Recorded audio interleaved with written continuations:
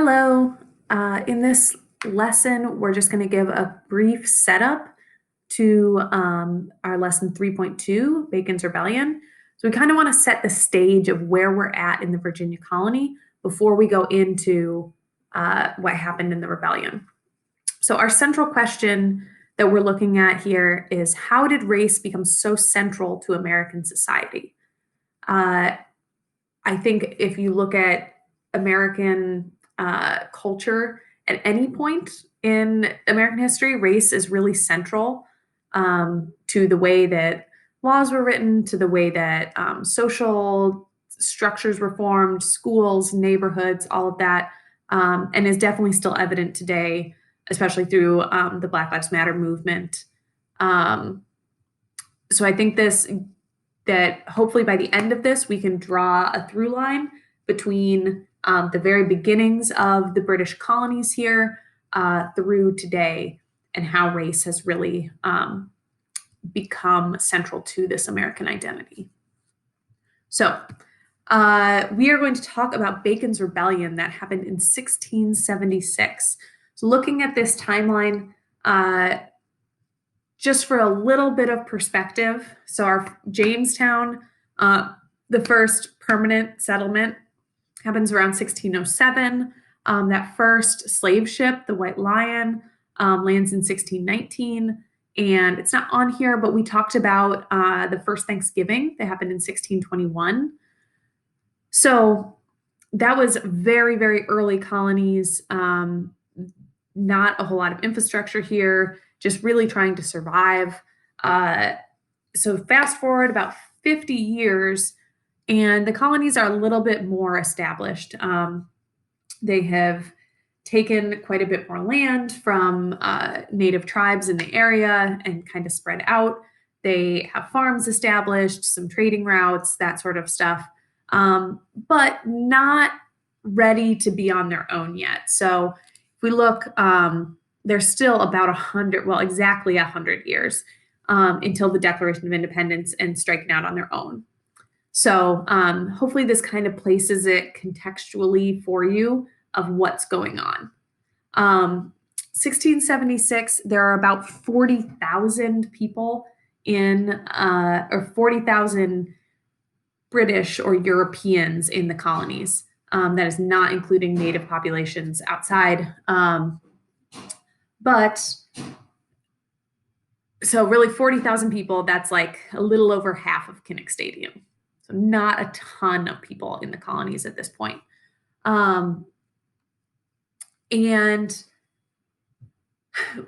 although slavery obviously already existed in the colonies and had for quite some time, there were actually not very many enslaved Africans in the colonies at this point.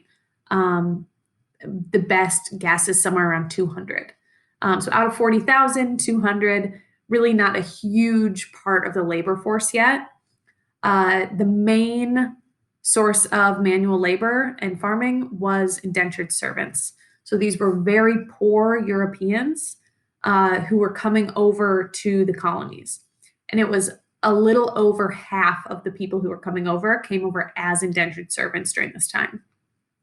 So the way this worked was a wealthy plantation owner, farmer, British elite would pay for your passage from Europe to the Americas.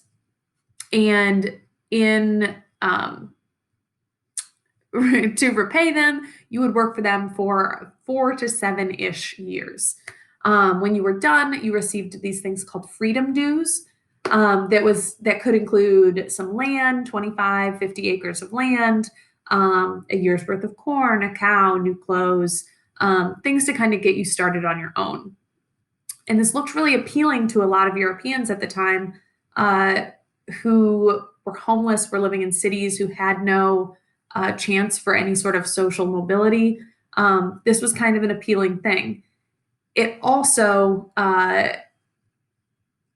could have come out of some sort of punishment that you were forced into indentured servitude.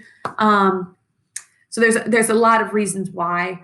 The important thing to think about here is that this was your main source of labor mostly male, but both male and female, um, who came over.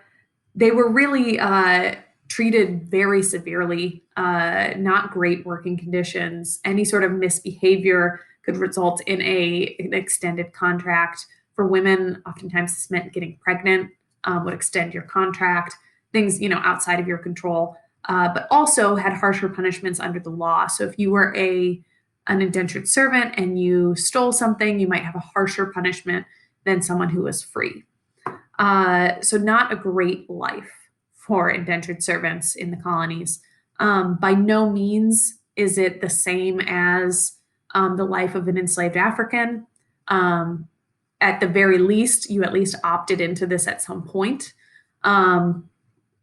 So, and there were certain protections with masters and indentured servants that were just not there for enslaved people. So, what I want you to think about going into Bacon's Rebellion is that there is a very small group of British elites who control most of the trade, who control most of the farmland, most of the money, goods. And then there is a very large portion of the population who are either indentured servants and white European indentured servants, enslaved Africans, or freed, either prior indentured servants or just poor farmers, and mostly male. There weren't a lot of women there, so they didn't have opportunities to marry. So a large group of poor men living in poverty without a lot of opportunity. And they really saw this elite class as being in their way and not caring about them, which kind of makes things ripe for a rebellion if you've seen that in other places in history. So now that you are done with this, please continue on to 3.2, Bacon's Rebellion.